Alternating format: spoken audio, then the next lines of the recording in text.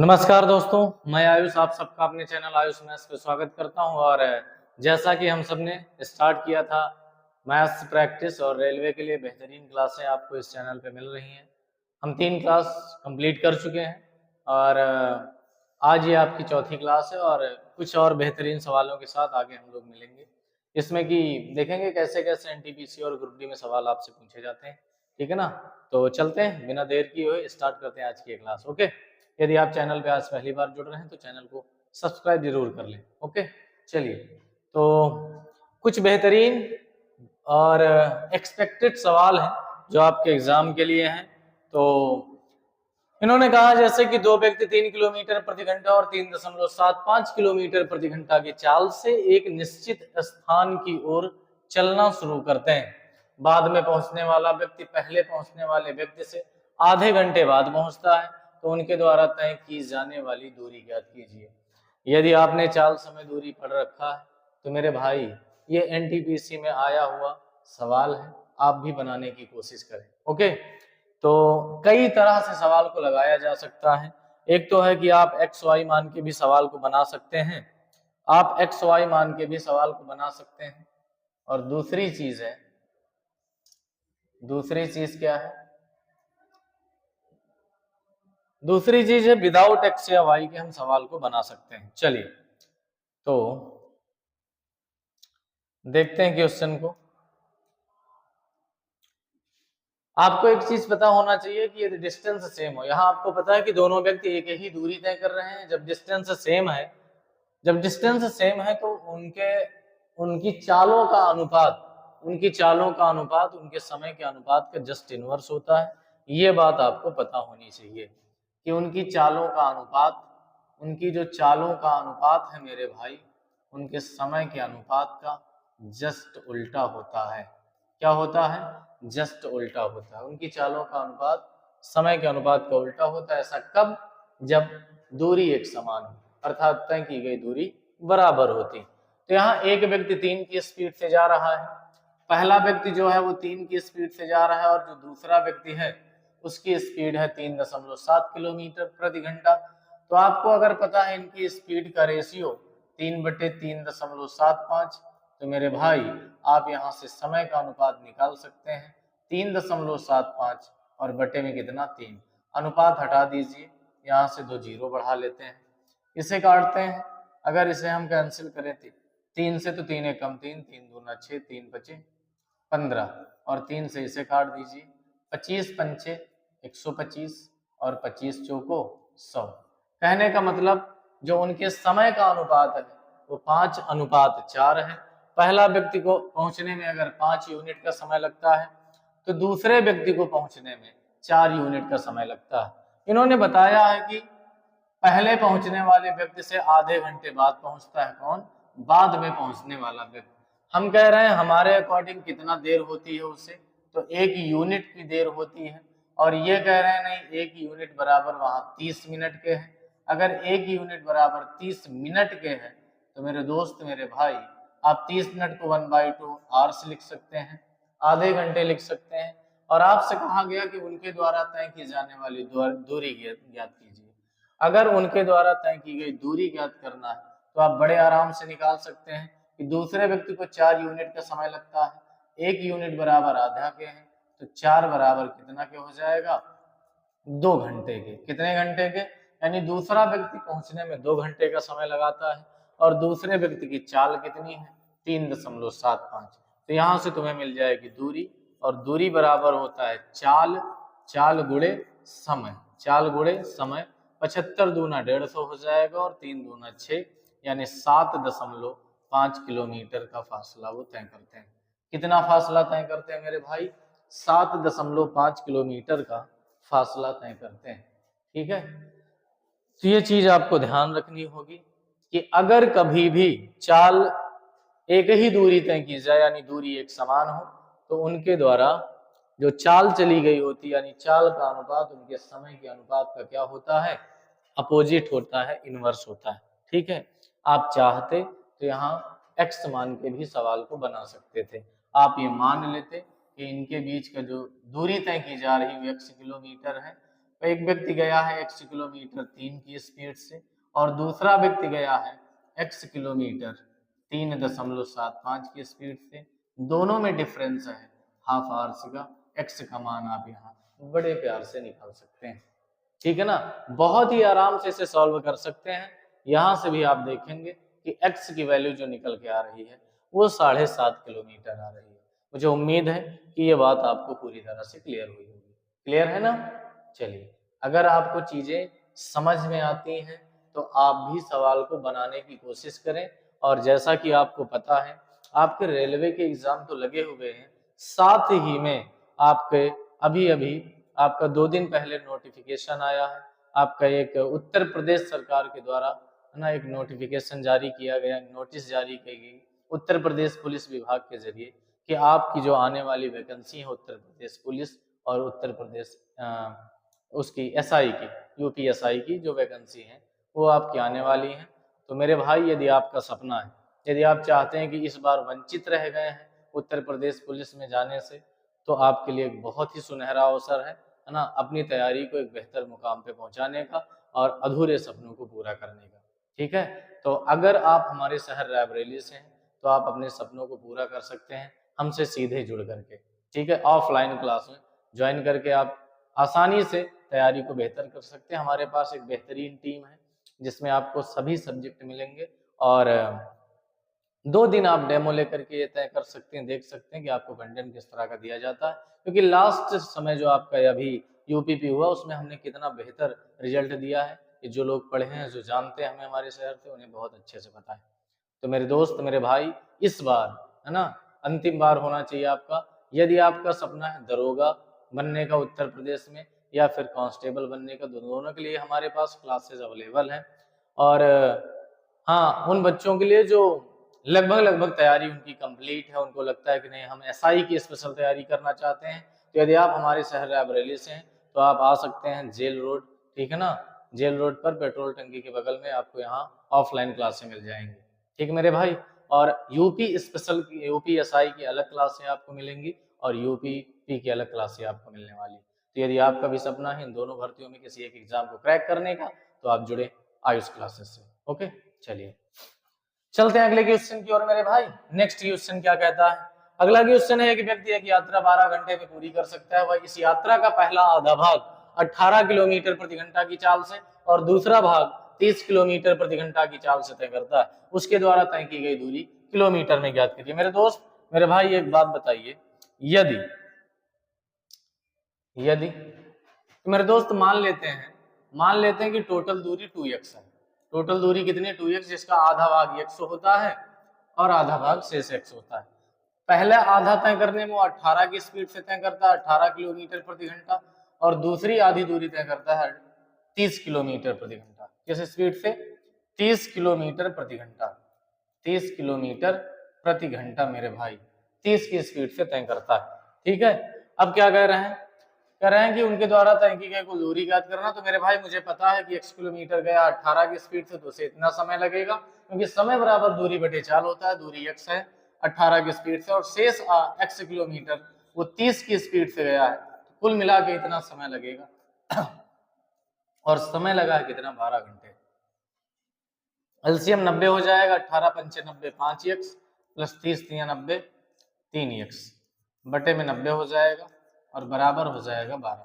तो यहाँ थे 8x बराबर हो जाएगा 90 बराबर 12 के। इसे सॉल्व कर लीजिए, 4 दूनी 8, 4 तियां 12, 2 से काट दीजिए 45 बार में, और 45 तियां कितना हो जाएगा? या फिर एक काम करिए, हमसे पूछा क्या गया है? हमसे पूछा गया टोटल दूरी यानी 2x। क्या पूछा है? तो 8x बटे 90 है, बराबर कितने के? 12 के। तो 4 से काटो, 4 दूना 8, 4 तियां 12, और 2x बराबर आ रहा है, 2x बराबर कितना आ रहा है? 9 त्रिक 27 यानी 270। और मेरे दोस्त, मेरे भाई, मुझसे यही चीज तो पूछा गया। मुझसे पूछा गया कि टोटल दूरी 2x है, यानी 270 किलोमीटर आपका आंसर हो जाएगा। कितना हो जाएगा? 270 किलोमीटर आपका आंसर हो जाएगा। चलते हैं अगले क्वेश्चन की ओर। ठीक है ना, नेक्स्ट क्वेश्चन क्या है देखिए। नेक्स्ट क्वेश्चन क्या है मेरे भाई, बताइए इसका आंसर क्या होगा। ठीक है, बताइए इसका आंसर क्या होगा। इन्होंने बताया है कि बी की तुलना में, किसकी तुलना में, बी की तुलना में ए 5 गुना बेहतर कामगार है और इसलिए वह एक काम को पूरा करने में बी की तुलना में 60 दिन कम लेता है। यदि वो एक साथ मिलकर काम करते हैं तो उसी काम को कितने दिनों में पूरा कर लेंगे, तो उसी काम को कितने दिनों में पूरा कर लेंगे। चलिए बताइए क्या होगा इसका आंसर भाई, बताइए इसका आंसर क्या होगा। ठीक है, बी की तुलना में ए 5 गुना बेहतर कार्य है, यानी इफिशियंसी की बात करें ए और बी के बारे में, अगर इफिशियंसी की बात करें तो बी की तुलना में ए 5 गुना ज्यादा बेहतर तेज है, यानी इनकी इफिशियंसी जो बताई जा रही है वो बी की तुलना में ए तेज, अगर ये 1 करता है तो ये 5 गुना तेज है, यानी ये 5 काम करता होगा। अगर बी एक कुर्सी बनाता है, अगर बी एक कुर्सी बनाता है तो ए बनाता होगा 5, कितनी बनाता होगा, 5 बनाता होगा। अब आप बताइए, अब आपसे कह रहे हैं कि वह काम को पूरा करने में, और इसलिए वह काम को पूरा करने में बी की तुलना में 60 दिन कम लेता है, तो आपको पता होना चाहिए इफिशियंसी और टाइम एक दूसरे के इनवर्स होते हैं, यानी टाइम का रेशियो हो जाएगा 1:5। कितना हो जाएगा, 1:5। अब आप देख लीजिए कि यहाँ पे कितना कम समय लेता है, 4 यूनिट, और वास्तव में लेता है 60 दिन, तो 4 यूनिट बराबर 60 के, तो 1 बराबर 15 के, तो 15 बचे 75 और 15 एकम 15। कहने का मतलब ए को टाइम लगता है 15 दिन अगर, तो बी को लगता होगा 75 दिन। अब आपसे कह रहे हैं वे यदि वे एक साथ मिलकर काम करते हैं तो काम कितने दिन में होगा। पहले तो ये बताइए कि टोटल वर्क क्या होगा, और टोटल वर्क की अगर बात करेंगे तो बी एक दिन में 1 करता है, तो 75 दिन में कितना काम किया होगा, 75, यानी टोटल वर्क 75 है, और यही काम मुझे करवाना दोनों से, और दोनों की क्षमता कितनी है, 6 की, तो 6 से भाग कर दीजिए, कितना हो जाएगा, 12 छंग 72, और 3/6 यानी 1/2। आपका आंसर क्या हो जाएगा, 12.5 दिन में कार्य समाप्त हो जाएगा। 12.5 दिन में क्या हो जाएगा, कार्य कंप्लीट हो जाएगा। बताइए, इफिशियंसी और टाइम में रेशियो होता है, इसे ध्यान रखें। चलें आगे, क्लियर है मेरे दोस्त। चलिए, तो आने वाले समय में आपके पास बहुत से एग्जाम लगे हुए हैं मेरे भाई, तो बस आपको जरूरत है अधिक से अधिक मेहनत करने की, है ना। यदि आप चाहते हो कि आपका भी सपना इस वर्ष पूरा हो और आपके पास भी एक नौकरी हो, ठीक है, तो उसके लिए आपको कड़ी मेहनत करनी होगी। ठीक है, ठीक ठाक वैकेंसी है इस बार, अभी लगभग फिर से अभी आपकी 60,000 वैकेंसी यूपी की कंप्लीट हुई है और पुनः आ रही हैं, तो इसके लिए लग जाइए, और लग जाइए जी जान से एकदम। ठीक है, बार बार मौके नहीं मिलते मेरे भाई।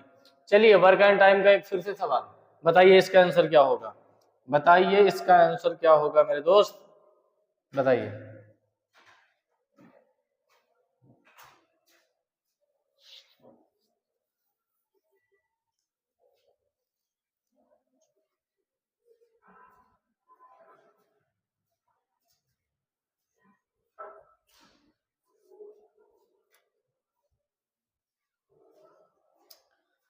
चलिए, क्या कह रहे हैं, कह रहे हैं एक्स और वाई एक कार्य को क्रमशः 28 दिन और 20 दिन में पूरा कर सकते हैं। एक्स ने अकेले कार्य शुरू किया और 4 दिन बाद वाई उसके साथ कार्य में शामिल हो गया। कार्य पूरा होने तक उसके द्वारा उसके साथ कार्य किया, यानी लास्ट तक उस कार्य पर रहा। कार्य कितने समय तक चला, चलिए बताइए। बेहतरीन सवाल है, क्या होगा। इन्होंने कहा एक्स और वाई एक साथ कार्य को यानी 28 दिन में, एक्स कर सकता है 28 डेज में और वाई कर सकता है कितने दिन में भाई, 20 दिन में। एलसीएम कितना हो जाएगा, तो एलसीएम आप बना सकते हैं कितना, 140। कितना बना सकते हैं, 140। 28 पंचे हो जाएगा और 20 सत्ते हो जाएगा, 28 पंचे हो जाएगा और 20 सत्ते हो जाएगा। यहां से हमें क्षमता मिल जाती है। एक्स ने अकेले कार्य शुरू किया, एक्स ने क्या किया है, अकेले कार्य शुरू किया है, और 4 दिन बाद वाई उसके साथ कार्य में शामिल हो गया। 4 दिन बाद वाई उसके साथ कार्य में शामिल हो गया, यानी 4 दिन तक अकेले एक्स करता रहा है। तो आपको पता है एक दिन अगर अकेले एक्स करे, एक दिन अगर अकेले एक्स करे तो 5 करेगा, और 4 दिन में उसने 20 यूनिट काम किया है। एक्स ने 20 यूनिट काम खत्म कर दिया, उसके बाद उसके साथ वाई शामिल हो जाता है और अंत तक कार्य पर लगा रहा। अब आप बताइए, टोटल वर्क 140 है जिसमें 20 हो गया है, शेष वर्ग कितना बचा है, तो शेष कार्य की अगर बात करें तो शेष कार्य होगा 120, और ये 120 कार्य आगे दोनों ने मिलकर किया है, यानी 12 की स्पीड से। अगर 12 की स्पीड से करेंगे तो 10 दिन में कार्य शेष समाप्त हो जाएगा। और आपसे पूछा गया कार्य कितने समय तक चला है, तो 4 दिन तक तो अकेले एक्स ने किया है, 10 दिन बाद में दोनों ने किया है, इसका मतलब कार्य चला है 14 दिन, और आपका ऑप्शन कौन सा सही हो जाएगा? ऑप्शन नंबर सी करेक्ट हो जाएगा। कौन सा ऑप्शन मेरे दोस्त? Option number C is correct. ठीक है, चले, तो समझ में आ रही चीजें आपको, कोई दिक्कत तो नहीं? चलो अगले क्वेश्चन की ओर बढ़ते हैं। ठीक है, नेक्स्ट क्वेश्चन क्या है, आप भी बनाने की कोशिश करें, आप भी बनाने की कोशिश करें, है ना। इस तरह के सवाल आपको पता है अलजेब्रा के बेहतरीन बेहतरीन सवाल आपको पेपर में आपसे पूछे जाते हैं, अलजेब्रा के बेहतरीन बेहतरीन सवाल आपसे पूछे जाते हैं। चलिए बताइए, ठीक है, इसके ऑप्शन थोड़े से सही कर लीजिए, इस क्वेश्चन के ऑप्शन थोड़े से सही कर लीजिए। ठीक है मेरे भाई, इसके क्या करिए, ऑप्शन सही कर लीजिए। अलजेब्रा का क्वेश्चन, अलजेब्रा के बेहतरीन बेहतरीन सवाल आपसे मिलते हैं। इन्होंने कहा x square minus 2x plus 1 is equal to 0 को संतुष्ट करता है, तो x cube minus 1 upon x cube क्या होगा? बताइए, x square minus 2x plus 1 is equal to क्या है? 0।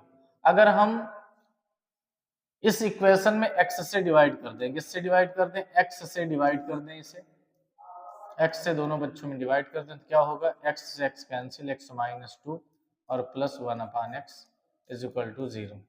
तो यहाँ से आ जाएगा x प्लस 1 अपान एक्स बराबर 2 के। तो हमें यहाँ से क्या प्राप्त हो गया? x प्लस 1 अपान एक्स बराबर 2 के, यानी x की वैल्यू हम क्या रख सकते हैं? 1। x बराबर यहाँ क्या रख सकते हैं? 1। x की वैल्यू 1 रखोगे तो 1 प्लस 1 2 हो जाएगा। अब आपसे पूछा गया एक्स क्यूब माइनस 1 अपान एक्स क्यूब, क्या पूछा गया?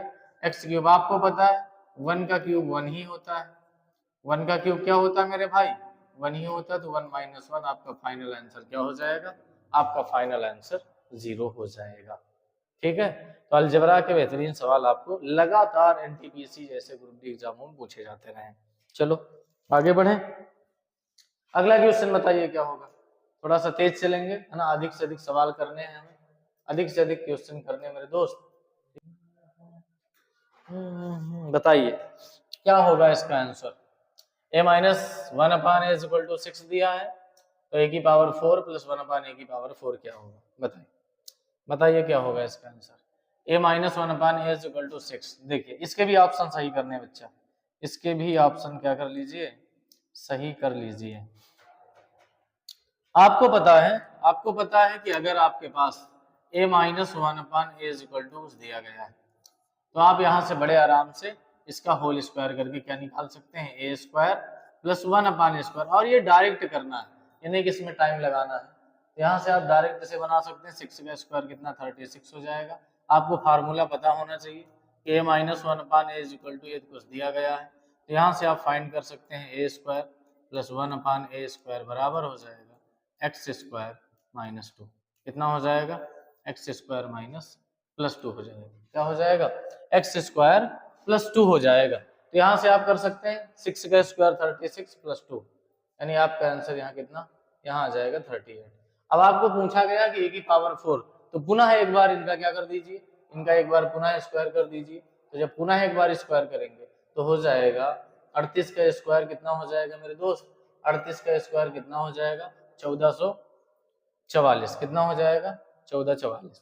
अब आपको एक चीज और पता होना चाहिए कि अगर a प्लस 1 अपान ए बराबर एक्स दिया है, तो यहाँ से आप ए स्क्वायर प्लस 1 अपान ए स्क्वायर क्या निकाल सकते हैं? क्या निकाल सकते हैं? X square minus 2। क्या होता है? X square minus 2। तो 38 का स्क्वायर माइनस 2 हो जाएगा अगर इसका स्क्वायर करेंगे। तो 38 का स्क्वायर कितना हो जाएगा? अगर नहीं आता तो आपको हम बताते हैं एक बेहतरीन तरीका। 8 का स्क्वायर करिए कितना? 64 हो जाएगा। 3 का स्क्वायर कितना? 9, और इनका मल्टीप्लाई 8 3 24, 24 दूना 48। तो आपका आंसर 4 8 6 14 और 9 4 13 1 14, 1444 हो जाएगा। कितना हो जाएगा? 1444, और माइनस 2 करेंगे कितना? 1444 माइनस 2 करेंगे तो 1442 हो जाएगा।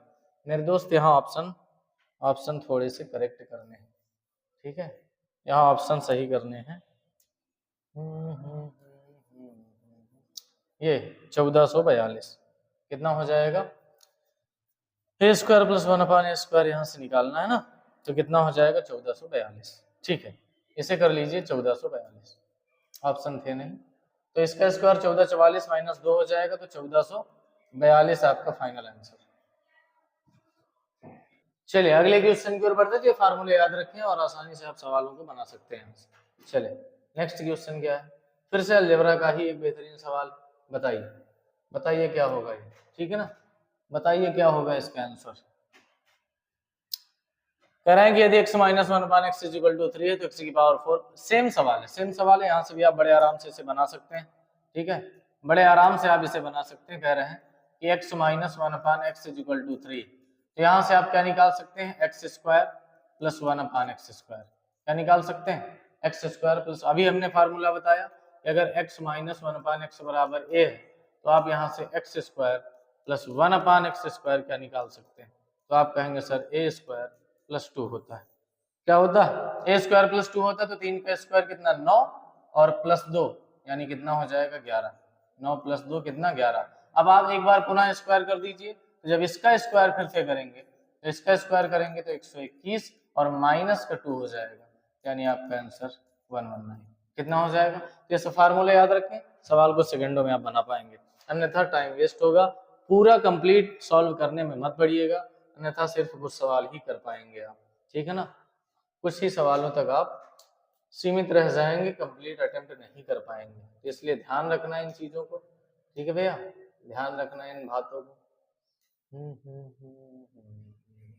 चलिए बताइए इस सवाल क्या होगा, बताइए क्या होगा मेरे भाई।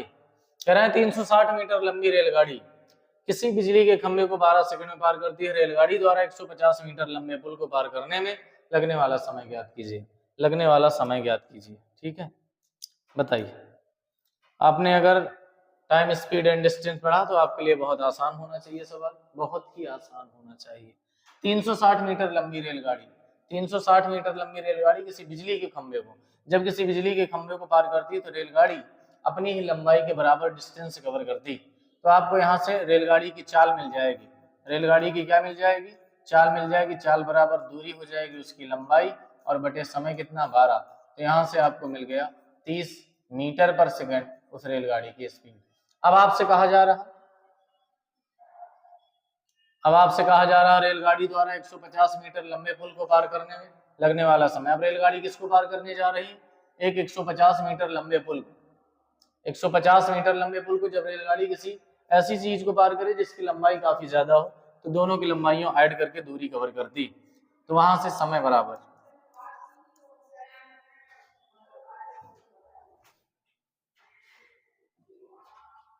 तो यहां से अगर समय निकालेंगे तो समय बराबर दूरी हो जाएगा, और दूरी कितनी हो जाएगी 360 और प्लस 150, कितना हो जाएगा 360 और प्लस 150 यानी 510, तो 510 मीटर। और इसके लिए आपको पता है चाल कितनी है 30 मीटर पर सेकंड, कितनी है, समय बराबर दूरी बटे चाल। अब आपसे कह रहे हैं लगने वाला समय ही तो पूछा गया, तो यहाँ से आ जाएगा 17 दिया 51 और 17 सेकंड में वो दूरी तय कर लेगी। कितने सेकंड में, 17 सेकंड में वो दूरी तय कर लेगी, ठीक है, 17 सेकंड में दूरी तय कर लेगी। तो बस ऐसे ही सवालों को, बेहतरीन बेहतरीन सवालों के लिए आप जुड़ना ना भूलें आयुष मैथ से, ठीक है, आपको ऐसे ही बेहतरीन सवाल यहाँ मिलने वाले हैं। चलिए अगला क्वेश्चन बताइए क्या होगा, अगला क्वेश्चन बताइए क्या होगा,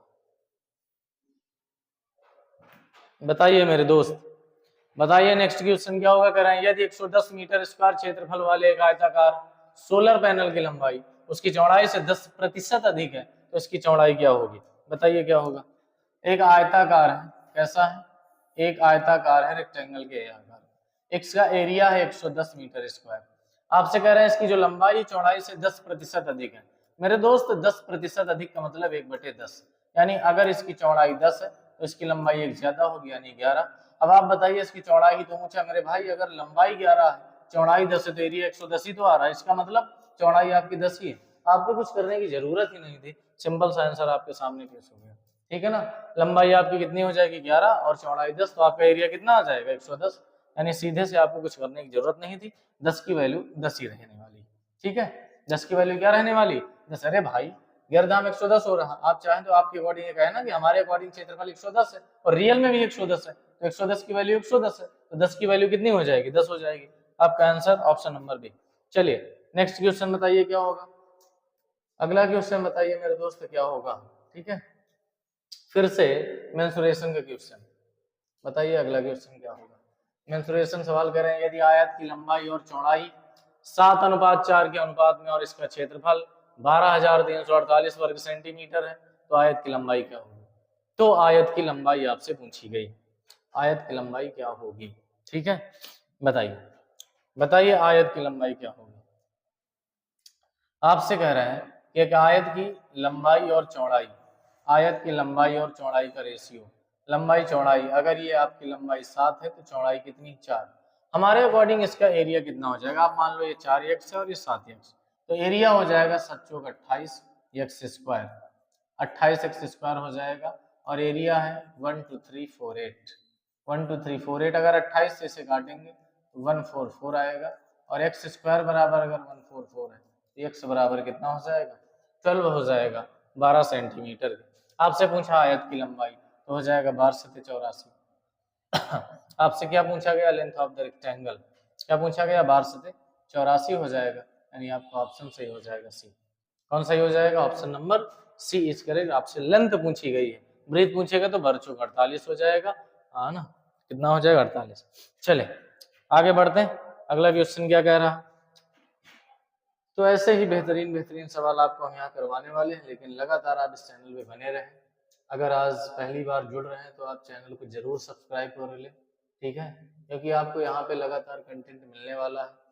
अभी इस पर आपको साइंस की प्रैक्टिस कराएंगे, जिसमें आपको पता है जो लोग हमसे पढ़ते रहे हैं लगातार ऑफलाइन क्लास, उन्हें पता है कि फिजिक्स रेलवे के लिए पढ़ाते हैं और उसका कंटेंट यानी उसकी प्रैक्टिस क्लास आपके लिए लेकर के आने वाले हैं। चलिए इसका आंसर बताइए क्या होगा, बताइए मेरे भाई क्या होगा इसका आंसर। फिर से एक मेंसुरेशन का ही सवाल है कि एक आयताकार भूखंड की चौड़ाई उसकी लंबाई का 1/3 के बराबर है यदि भूखंड का परिमाप 240। बताइए एक भूखंड है, एक भूखंड है और वो भी आयताकार है, कैसा है मेरे दोस्त, आयताकार है। कह रहे हैं कि भूखंड की चौड़ाई जो है लंबाई का 1/3 है, 1/3, यानी अगर लंबाई 3 है तो चौड़ाई 1 है। हमारे अकॉर्डिंग इसका पेरीमीटर क्या हो जाएगा, 3 3 6 2 8, हमारे अकॉर्डिंग कितना हो जाएगा 8, और रियल में है 240, तो 8 बराबर 240 के, तो 1 बराबर कितने को हो जाएगा 30 के। और मैंने पूछा क्या भूखंड की लंबाई, तो 3 त्रिक का 9, 30×3 यानी 90 सेंटीमीटर, कितना हो जाएगा 90 सेंटीमीटर, और आपका ऑप्शन सही हो जाएगा ऑप्शन नंबर सी। कौन सा ऑप्शन, क्लियर है ना, समझ में आ रही चीजें। चलिए अगले क्वेश्चन की ओर चले। नेक्स्ट क्वेश्चन है, काफी क्वेश्चन है तो इसमें थोड़ा सा तेज चल रहे हैं, ठीक है। अगर आपको चीजें एक बार में नहीं समझ में आती तो आप पॉज करें वीडियो को, समझें या दोबारा देखें आप रिकॉर्डेड क्लास, ठीक है, दोबारा आप रिकॉर्डेड क्लास को देखें। बताएं फिर से मेंसुरेशन का ही एक सवाल है, बताइए क्या होगा, ये मेंसुरेशन का क्वेश्चन, बताइए क्या होगा, ठीक मेरे भाई। चलिए बताइए, सरकम वृत्त के सरकम यानी सर्कल के सरकमफ्रेंस की बात की है कि the circumference of a circle is equal to the perimeter of an equilateral triangle if the radius of the circle is 21 centimeter. Find the length of the side of the equilateral triangle. इन्होंने कहा है कि एक circle है, वृत्त है, और वृत्त की जो सर्कमफ्रेंस है समबाहु त्रिभुज के परिमाप के बराबर है।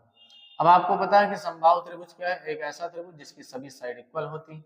अगर ए है तो सभी की सभी साइड ए होंगी, ठीक है। अब आप बताइए कि इसकी सर्कमफ्रेंस अगर त्रिज्या हम r मान ले, त्रिज्या r मान ले तो 2πr हो जाएगा, और ये आपको दिया गया है कि इसके परिमाप के बराबर है 3, इसके बराबर 3 है। वृत्त की त्रिज्या 21 सेंटीमीटर, वृत्त की त्रिज्या 21 सेंटीमीटर है, तो यहाँ से वैल्यू पुट कर देते हैं 22/7, वैल्यू 22/7, त्रिज्या 21 है बराबर 3 के हो जाएगा, तो 7 3 21 हो जाएगा और 3 से 3 कैंसिल, तो 22 दूना 44, यानी समबाहु त्रिभुज की भुजा आ जाएगी 44 सेंटीमीटर, और आपका ऑप्शन सही हो जाएगा ए। कौन सा ऑप्शन करेक्ट होगा, ए ऑप्शन आपका सही हो जाएगा। हाँ मेरे भाई, आपको लगातार सिर्फ और सिर्फ कंटेंट ही प्रोवाइड कराएंगे, कोई फर्जी बातें यहाँ नहीं होने वाली हैं, क्योंकि हमें पता है कि आपका समय कितना कीमती है, बस इस चीज को आपको समझना होगा, ठीक है ना। फर्जी बातें नहीं करना, फर्जी चीजें मुझे यहाँ कोई बात करने की जरूरत नहीं है, बस मुझे पता है कि मुझे कितना बेहतर कंटेंट प्रोवाइड करना है। चलिए आगे बढ़ते हैं अगले क्वेश्चन की ओर। नेक्स्ट क्वेश्चन क्या है,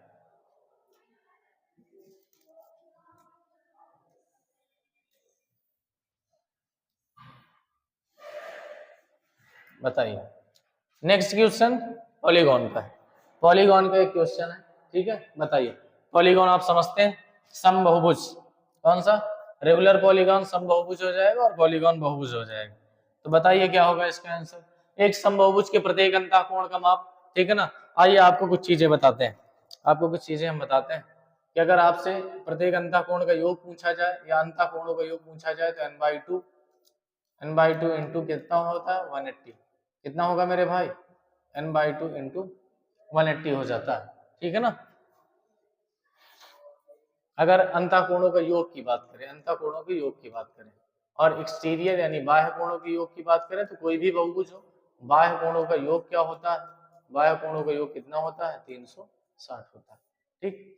अगर हम आपसे कहते हैं कि प्रत्येक बाह्य कोण, अगर रेगुलर पॉलीगॉन का प्रत्येक बाह्य कोण क्या होगा? तो प्रत्येक बाह्य कोण हो जाएगा 360 बटे n। n मतलब क्या है? साइड। n क्या है? Number of side. n क्या है? भुजाओं की संख्या। n क्या है? भुजाओं की संख्या। तो ध्यान रखना इस चीज को, ठीक है मेरे भाई, भुजाओं की संख्या। अब आपसे कहा गया कि एक समबाहुभुज के प्रत्येक अंतःकोण का माप 144।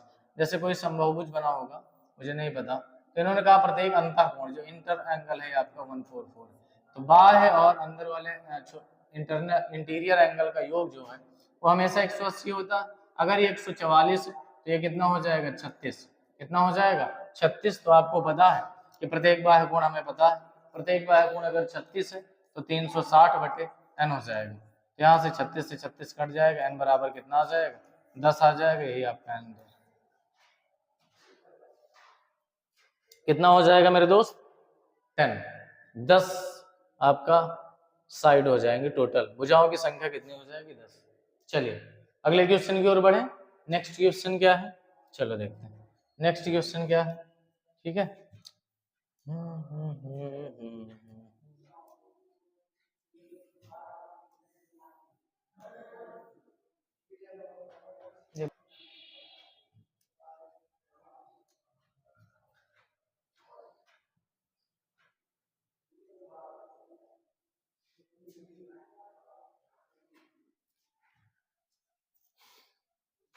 चलिए, यदि किसी समबाहुभुज का प्रत्येक अंतःकोण 90 तो समबाहुभुज में भुजाओं की संख्या। सेम सवाल है मेरे दोस्त, एकदम वैसा ही सवाल है। अगर प्रत्येक अंतःकोण 90 है तो अभी मैंने बताया कि अंतःकोण और बाह्य कोण मिलाकर के हमेशा 180 होता है। अगर प्रत्येक अंतःकोण 90 है तो बाह्य कोण भी 90 हो जाएगा, क्योंकि 180 होता है। अभी मैंने बताया कि प्रत्येक बाह्य कोण की वैल्यू होती है 360/n। क्या होता है? 360/n होता है, ठीक है। 360/n होता है, इज इक्वल टू कितना है? 90 डिग्री। तो यहाँ से आपको वैल्यू मिल जाएगी 9 चौक 36, यानी n बराबर 4, यानी टोटल जो भुजाओं की संख्या होगी वो कितनी होगी? वो 4 होगी। कितनी होगी? 4 होगी। ओके, चलिए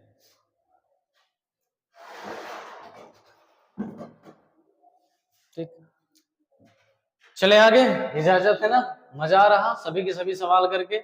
उम्मीद है कि आपको कंटेंट पसंद आ रहा होगा, ठीक है। और भी अधिक दोस्तों को अपने पहुंचाएं, इस क्लास के, इस चैनल के बारे में बताएं, ठीक है। अधिक से अधिक लोगों तक हम अपना कंटेंट प्रोवाइड कर सकें, जिससे उनकी तैयारी में एक, है ना, बेहतर रोल अदा हो सके, वो तैयारी को मजबूत कर सकें।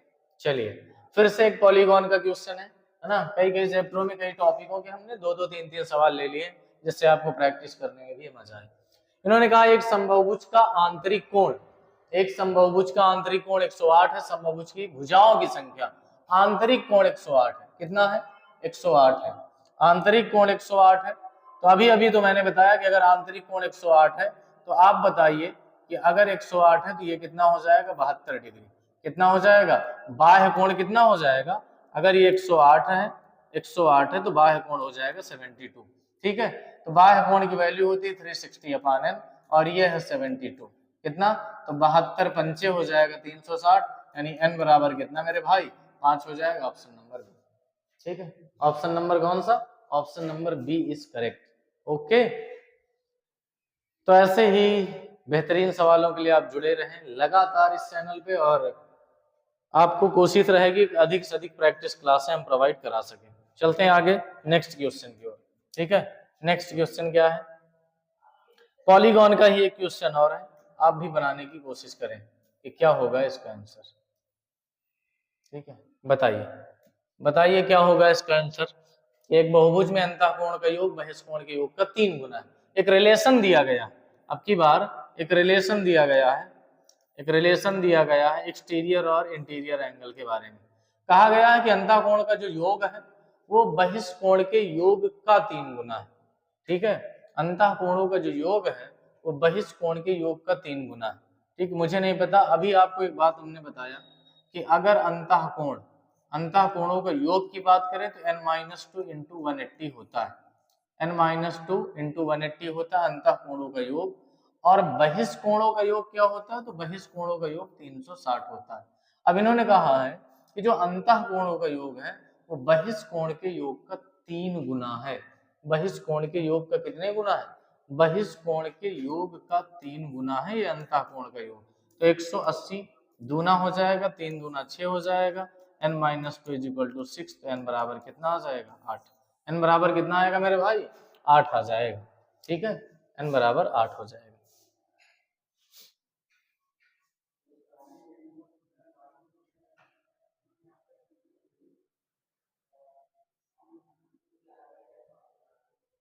चलिए आगे बढ़ते हैं, नेक्स्ट क्वेश्चन बताइए क्या होगा अगले क्वेश्चन की ओर। मेंसुरेशन का एक और क्वेश्चन है। ठीक है, मेंसुरेशन का एक और बेहतरीन सवाल, बताइए क्या होगा। धातु के खोखले गोले की आंतरिक एवं बाह्य त्रिज्याएं क्रमशः 3 सेंटीमीटर और 5 सेंटीमीटर है। इसे पिघलाया जाता है और 7 सेंटीमीटर त्रिज्या वाले एक ठोस बेलन के रूप में पुनः ढाला जाता है। अब आप एक चीज याद रखें कि जब कभी भी किसी आकृति को पिघला के कोई नई आकृति बनाई जाती है तो उनके वॉल्यूम हमेशा समान रहते हैं, उनके आयतन हमेशा समान रहते हैं। धातु के खोखले गोले को पिघलाया मेरे भाई, इसकी पहले तो आप धातु के इस गोले का वॉल्यूम निकालिए कि इसका वॉल्यूम क्या होगा। अगर कोई गोला इस आकार का है, इन्होंने एक्सटीरियर और इंटीरियर रेडियस की बात की है, त्रिज्या 3 और कितनी है 5 है, तो आप याद रखें इसका आयतन होता है 4/3 पाई कैपिटल आर का क्यूब और माइनस स्मॉल आर का क्यूब। क्या होता है, capital R cube minus small r का क्यूब। तो यहाँ से वॉल्यूम निकल आएगा 4/3 पाई इंटू कैपिटल आर है 5, 5 की वैल्यू 5 का क्यूब रखिए, यहाँ 3 का क्यूब रखिए, तो 125 माइनस 27 हो जाएगा कितना, यहाँ घटाएंगे तो 98 बचेगा। कितना बचेगा, 98। अब इन्होंने बताया कि इसी के द्वारा आपने 7 सेंटीमीटर त्रिज्या का ठोस बेलन बनाया, यानी इतना ही वैल्यूम उसका भी होगा, पाई आर स्क्वायर, आर कितना है 7, pi r square into h. H मालूम नहीं है, पाई से पाई कट जाएगा, 49 दूना 98, तो 4 दूना 8/3, यानी इसकी जो हाइट हो जाएगी वो 8/3, और आपका ऑप्शन बी सही हो जाएगा। आपका ऑप्शन क्या सही हो जाएगा मेरे दोस्त, ऑप्शन नंबर बी। ठीक है, ऑप्शन आपका बी करेक्ट हो जाएगा।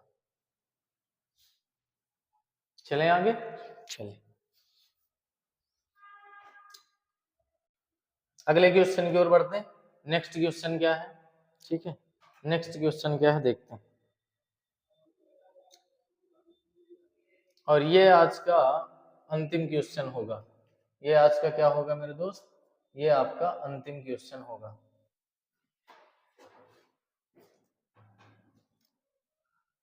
आज का अंतिम सवाल ये है कि दो संपूरक कोणों में से बड़ा कोण छोटे कोण से 36 अंश अधिक है, तो छोटे कोण की माप क्या होगी। Of the two supplementary angles the larger angle is 36 degree more than the smaller angle, find the measure of the smaller angle.